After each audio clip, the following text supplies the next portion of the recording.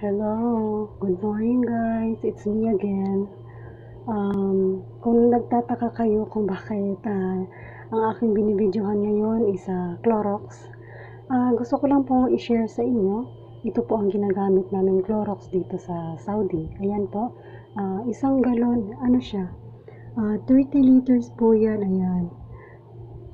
Ayan, Clorox is life po dito sa Saudi. Ang isang galon po na ganito, napakalaki at napakabigat po itong Clorox na ito.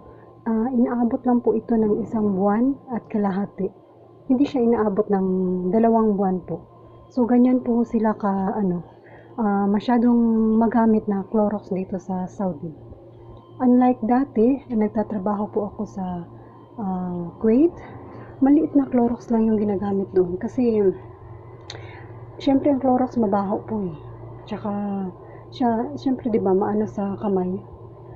Sa Malaysia ganun din, hindi sila masyadong gumagamit ng Clorox talaga kasi masakit sa dibdib yung baho ng Clorox. So gumagamit ng Clorox doon is yung maliit lang talaga.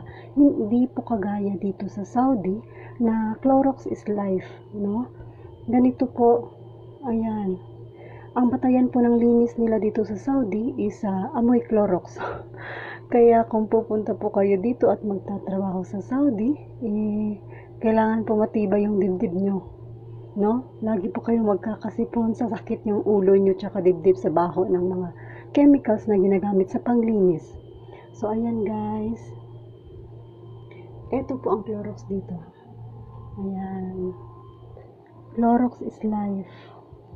Kaya dapat pag nagtatrabaho po kayo dito sa Saudi, ilagi po kayong may suot na gloves kapag naglilinis kayo. So, dito lang po tayo. Ayan. So, guys, thank you for watching po. Maraming salamat. Have a nice day po.